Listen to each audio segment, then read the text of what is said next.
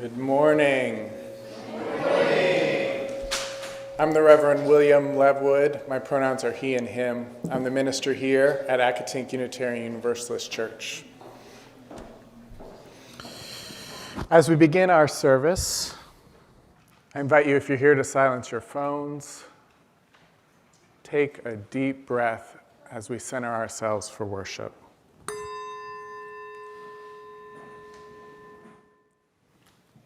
We open and welcome to the ancestral people of this land, acknowledging that our church, like all of Burke, rests on the unceded territory of the Manahoac tribe of the Great Sioux Nation. We seek healing and the realization of justice with the people of this land who live on and their descendants, the present-day members of the Monacan Indian Nation, the Patawomic Indian Tribe of Virginia, and the Piscataway Indian Nation. We honor the ancestors as we move toward healing, so that all together shall one day know full justice. Together we pledge to care and unity. Together we pledge to grow in spirit. Together we pledge to act for justice. Welcome to Accotink Unitarian Universalist Church. I am Christina, and my pronouns are she and her, and I am happy to be your worship associate today. This congregation is a welcoming and inclusive spiritual home where we inspire each other to live out our values. Together, we care in community, grow in spirit, and act for justice. I hope you got a name tag, or have put your name on your Zoom name tag. If you need help with that, please let us know in the chat. If you aren't new to Accotink, look around. Do you see people who you haven't met or haven't spoken to in a while? These people like you and want to meet you. Help us live up to our mission to be a welcoming and inclusive spiritual home for all by reaching out and making a connection. By visiting this congregation, newcomers are in a transition moment, and people in transitions are more open to new friendships. That means that your new best friend might be here this morning, and this is your chance to get to them before someone else does. Whether you're a longtime member or a newcomer, or something in between, we encourage you to stay for our social hour, online and in person, immediately after the service. We're so delighted that you could join us today. Welcome. So now we're going to start exploring a story that's also going to take us through some of these landscapes on a journey. So this is City Green by Anne I can't remember. DeSalvo. DeSalvo, thank Ryan, you. Yes. She spells it funky. There used to be a building right here on this lot. It was 3 floors up and down. An empty building, nailed up shop for as long as I can remember. My friend Miss Rosa told me. Old man Hammer used to live there, and some other neighbors too. But when I asked him about that, he only hollered, Scram! Old man Hammer, hard as nails. Last year, 2 people from the city came by, dressed in suits and holding papers. They said, This building is unsafe. It will have to be torn down. by winter, a crane with a wrecking ball was parked outside. Mama gathered everyone to watch from our front window. In 3 slow blows, that building was knocked into a heap of pieces, just like these blocks were knocked into a heap of pieces a few moments ago, right? That just happened. Mama gathered everyone. Then the workers took the rubble away in a truck and filled the hole with dirt. Now this block looks like a big smile with 1 tooth missing. Old man Hammer sits on his stoop and shakes his head. Look at that piece of junk land on a city block. Once that building could have been saved, but nobody even tried. And every day when I pass this lot, it makes me sad to see it, every single day. Then spring comes, and right on schedule, Miss Rosa starts cleaning her coffee cans. Miss Rosa and I keep coffee cans outside our windowsills. Every year we buy 2 packets of seeds at the hardware store. Sometimes marigolds, sometimes zinnias. One time we tried tomatoes. We go to the park, scoop some dirt, and fill up the cans halfway. This time, Old Man Hammer stops us on the way to the park. This good-for-nothing lot has plenty of dirt right here. Then all at once I look at Miss Rosa, and she is smiling back at me. A lot of dirt. Like one big coffee can, I say. And that's when we decide to do something about this lot. Quick as a wink, I'm digging away, already thinking of gardens and flowers. But Old Man Hammer shakes his finger. You can't dig more dirt than that. This lot is city property. Miss Rosa and I go to see Mr. Bennett. He used to work for the city. I seem to remember a program, he says, that let people rent empty lots. That's how Miss Rosa and I form a group of people from our block. We pass around a petition that says, "We want to lease this lot." In less than a week, we have plenty of names. Sign with us, I ask Old Man Hammer. I'm not signing nothing. And nothing is what's going to happen. Now, I know Old Man Hammer said nothing was going to happen, but something did. The next week, a bunch of us take a bus to City Hall and we walk up the steps to the proper office and hand the woman our list. She checks her files and types some notes and makes some copies. And then she says, "That will be $1, please." We rent the lot from the city that day. It was just as simple as that. Saturday morning, I'm up with the sun and looking at this lot. My mama looks out too. "Marcy," she says, and hugs me close. "Today I'm helping you and Rosa." After shopping, Mama empties her grocery bags and folds them flat to carry under her arm. "Come on, Mrs. B," Mama tells her friend. "We're going to clear this lot." Then what do you know but my brother comes along. My brother is tall and strong. At first he scratches his neck and shakes his head, just like Old Man Hammer. But Mama smiles and says, "None of that here." So all day long he piles junk in those bags and carries them to the curb. Now, this time it's early in the day and the neighbors pass by and they see what we're doing, and most say that they want to help too, that they have a little time to spare. And then this one calls that one and that one calls another. "Come on and help," I call to Old Man Hammer. "I'm not helping nobody. You all are wasting your time." "Sour grapes," my mama'd say. And sour grapes is right. Miss Rosa, my brother and I say, "Good morning" to Old Man Hammer, but Old Man Hammer just waves like he's swatting a fly.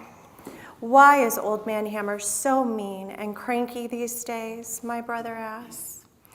"Maybe he's really sad," I tell him. "Maybe he misses his building." "That rotten old building," my brother says and shrugs. He should be happy the city tore down that mess. "Give him time," Miss Rosa says. "Good things take time." Just before supper, when we are good and hungry, my mama looks around this lot. "Marcy," she says, "you are making something happen here." Next day, the city drops off tools like rakes and brooms and a dumpster for trash. Now there's even more neighbors to help. Mr. Bennett brings wood, old slats he saved, and nails in a cup. I knew all along I saved them for something, he says. This wood's good wood.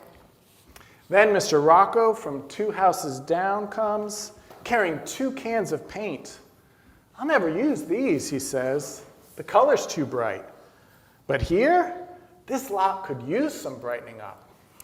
Well, anyone can tell with all the excitement that something is going on, and everyone has an idea about what to plant. Strawberries, carrots, lettuce, and more. Tulips and daisies, petunias, and more. Sonny turns the dirt over with a snow shovel. Even Leslie's baby tries to dig with a spoon. For lunch, Miss Rosa brings milk and jelly and bread and spreads a beach towel where the junk is cleared.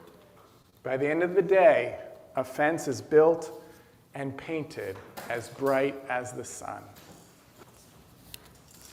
Later, Mama kisses my cheek and closes my bedroom door. By the streetlights, I see Old Man Hammer come down his steps to open the gate and walk back to the back of this lot. He bends down quick, sprinkling something from his pocket and covering it over with dirt.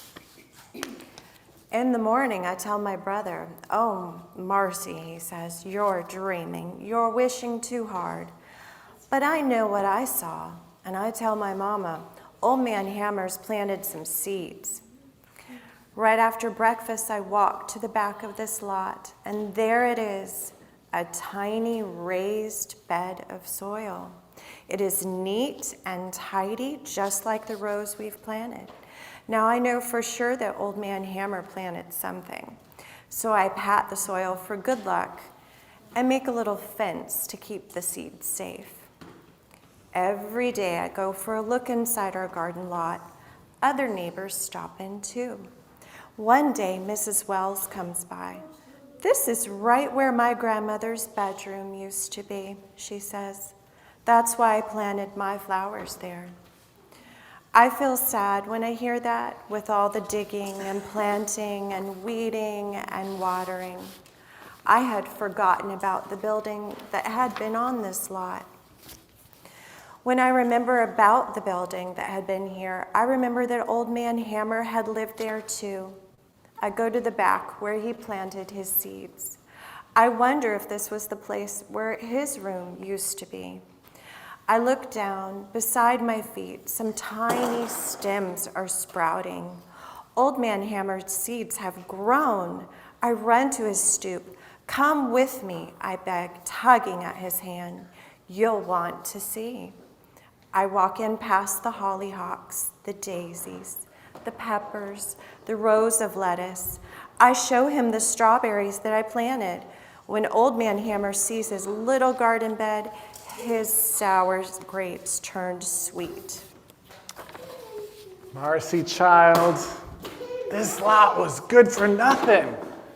And now it's nothing but good," he says. And soon summertime comes and this lot really grows. It fills with vegetables, herbs, and flowers. And way in the back, taller than anything else, is a beautiful patch of sunflowers. Old Man Hammer comes every day. He sits in the sun, eats his lunch, and sometimes comes back with supper. Nobody knows how the sunflowers came. Not Leslie, my brother, or Miss Rosa.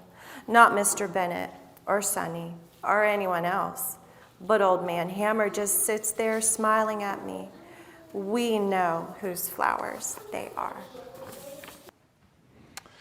So Old Man Hammer, he doesn't start off looking very good, does he, in this story?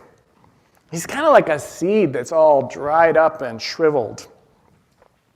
Remember at the beginning of the story when Marcy asked him about where the building used to be? Does anybody remember what he said? Scram, he hollered. He's so sad that it makes him angry. Do you ever feel like that? So sad that you feel angry? Yeah. Actually, I think everybody in the neighborhood is sad about that ugly abandoned lot. Do you remember how Marcy said it looked like a big smile with a tooth missing? How Old Man Hammer called it junk land? And how at the beginning of the story, Marcy talked about how sad it made her every single day as she passed by it. Old Man Hammer seems like the bad guy in the story until you look a little more closely. I want to invite us to look a little more closely and notice that he's actually expressing the sadness and the anger that everyone in the neighborhood is feeling. If you look closely, another time, if you look closely, you'll see that just about everything good that happens first because Old Man Hammer complains.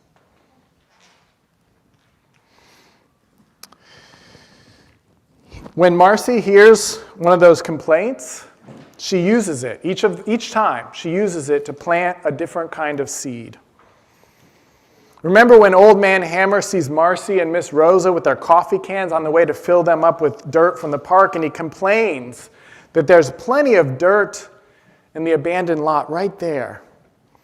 And that's the moment when Marcy and Miss Rosa look at each other and say, "A lot of dirt? Like one big coffee can? Like one big planter?" That's when they get the idea to plant the garden, right there in that abandoned lot. Would not have happened without Old Man Hammer's complaining. They never would have even thought of it. It's even old Mr. Hammer who tells Marcy when she starts digging in that lot that it's city's property. And that's how she and Miss Rosa know they better find a way to get a lease from the city. And don't forget, Marcy's brother started out full of sour grapes that eventually turned sweet, just like Old Man Hammer. And soon enough, the whole neighborhood, the whole community has gotten involved, and all it took was a few people to have a seed of an idea and a little bit of faith, and their willingness to get their hands dirty. And pretty soon, everybody is pitching in. And then everybody starts sharing their ideas about what the garden could be. That's how community works. That's how community grows. Somebody starts with a vision, like Marcy and Miss Rosa, and that vision often starts from a problem. On Mother's Day, we can remember the phrase that necessity is the mother of invention. That vision usually starts from a problem, and before you know it, everybody's pitching in. Before you know it, there's all kinds of seeds to be planted. And I'm not just talking about strawberries and carrots and lettuce. I'm not just talking about the seeds for the tulips and the daisy and the petunias. I'm talking about the seed where Sonny shows up with a shovel to prepare the soil. I'm talking about Mr. Bennett bringing his old wood slats and nails in a cup. I'm talking about Mr. Rocco pitching in with those 2 cans of bright yellow paint. I'm even talking about Marcy's brother picking up the trash. I'm even talking about Miss Rosa bringing milk and jelly and bread for lunch for everyone. Or that moment when Miss Rosa said, "Give him time," about Mr. Old Man Hammer. Good things take time, she said. She was helping people keep the faith. Those are all seeds, every one of them. And through the story, we see how Old Man Hammer and the whole community together blossom. It takes a while. Old Man Hammer can't even admit it to himself. He has to go and sneak out in the middle of the night to plant those seeds. But even he pitches in. And that sadness that turned to grumpiness, that angry sad that we've all felt at one time or another, that angry sad with some love and with the help of some friends, turned into sunflowers. And at the end of the story, Marcy says that most people don't know whose flowers they are, but we know. We know whose flowers they are. My answer might be a little different than Marcy's. I would say they're everyone's. Those sunflowers are everyone's flowers. And that garden is everyone's garden. And that community that they grew together is everyone's community. May it be so for us as well. May we be among those to make it so. Amen, amen, amen, and blessed be. Rise as you're able, and you may join hands if you feel comfortable doing so. As we extinguish the chalice, I invite you to join me now in our community blessing with these words of David Bumbaugh. This church is dedicated to the proposition that behind all our differences and beneath all our diversity, there is a unity that makes us one and binds us forever together inside of time and death and the space between the stars. We pause now in silent witness to that unity.